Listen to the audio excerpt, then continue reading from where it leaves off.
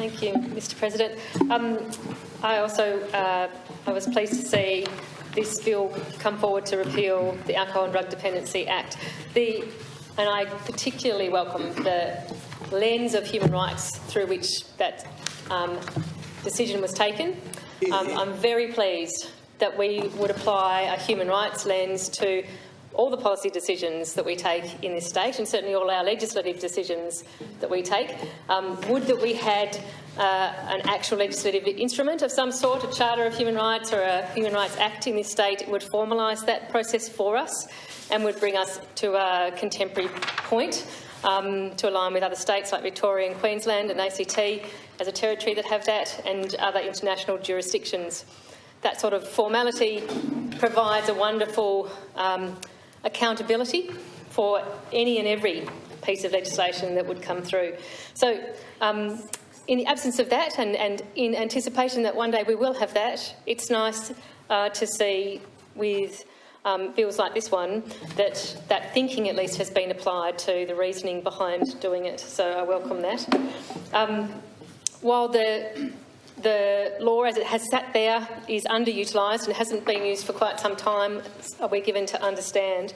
Of course, having it sitting there provides the potential for what would have been quite a draconian application of constraint on citizens who've committed no crime, and with very little evidence that it would lead to good health outcomes. In fact, it precludes treatment, so it really becomes very much an inappropriate detention.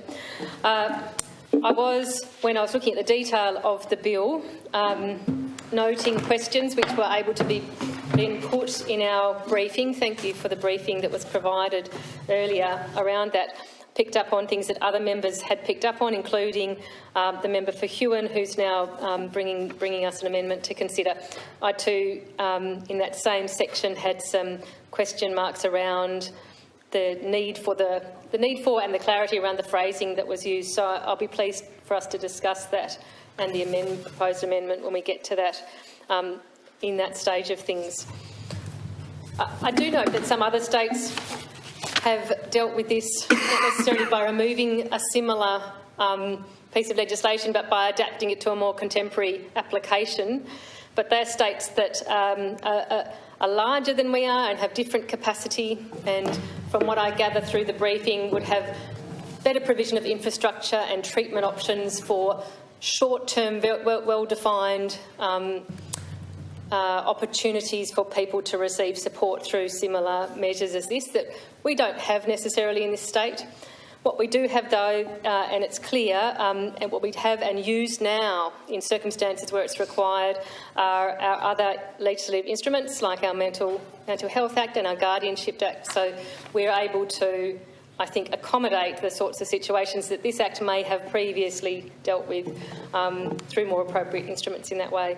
So I certainly support the repeal bill, and will be interested to be part of the discussion around the amendment during the committee stage. Question is that the bill